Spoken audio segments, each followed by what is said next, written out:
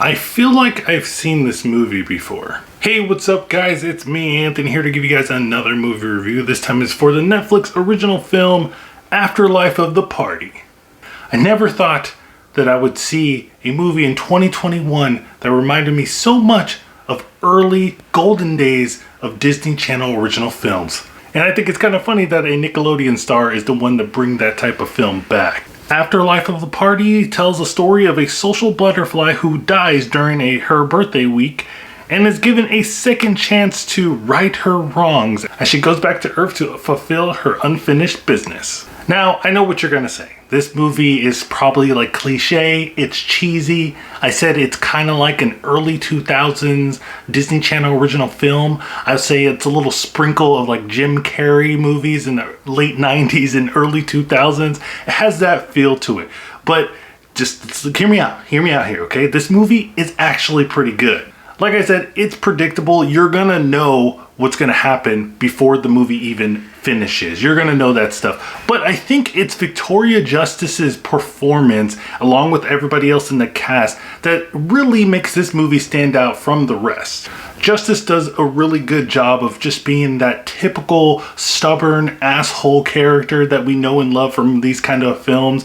And I really believe her when she goes through all these troubles and having to talk to each of these people that have impacted her life in different ways. And like I said, she's believable in that act. When she's crying, I believe it. When she's happy, I believe it. When she's mad, I believe it. And hey, I'm not really a fan of the show that she was from, like Victoria Justice. Is that what it's called? Victoria Justice? I don't even know. I was more on the iCarly camp when that show was going on. I did watch the crossover though. I also did like that this movie was really contained. There's only like 3 people that she's going to visit to resolve the issues that she has with them. And in a movie like this where the person's dead and our main character is dead and is able to like teleport everywhere they want, they could have really just went all over the place and went really wild with it and kind of make everything confusing. But I did like that they just, kept it to these 3 people and kept it contained nice in a little bow. And I just appreciate that. It just gives the film a little bit more of a streamlined approach, a little bit more consistency. But I think that the best thing about this film and the most surprising thing is the way that it deals with dark and serious themes. Dealing with loss of a loved one, the way that our life choices impact other people, the consequences that come with that.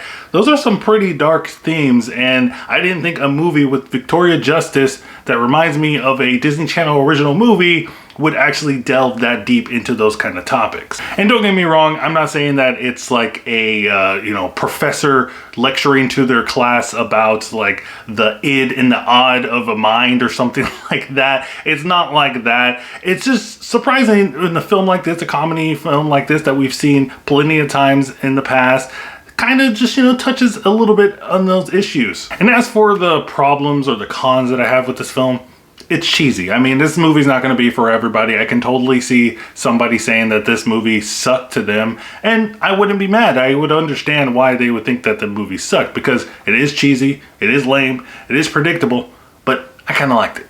Also, this is just like a nitpick, because I don't really say it's like a bad thing, but for me, it's a bad thing. The misunderstanding thing in these kind of films, it drives me crazy. There's always a moment in these kind of films where there's a misunderstanding between 2 of the characters.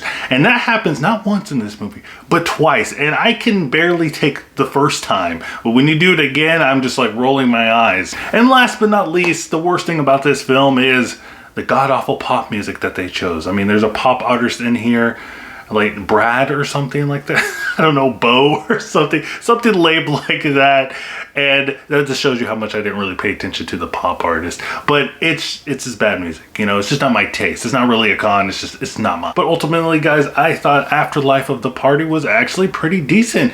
I actually put it up there in my best movies of the year. I know that's kind of crazy, but I just thought it was a really wholesome film. A film that I guess I've been wanting for a while, because I feel like I've been watching like just a whole bunch of like blah movies and just scary movies all over the place and some serious dramas. I just wanted something, to lay back and chill, eat some popcorn with, and watch Victoria Justice make a fool of herself. I mean, is that so hard to ask? But guys, let me know what you think of Afterlife of the Party in the comments down below. Did you like it? Did you hate it? Were you an iCarly fan or a Victoria Justice fan?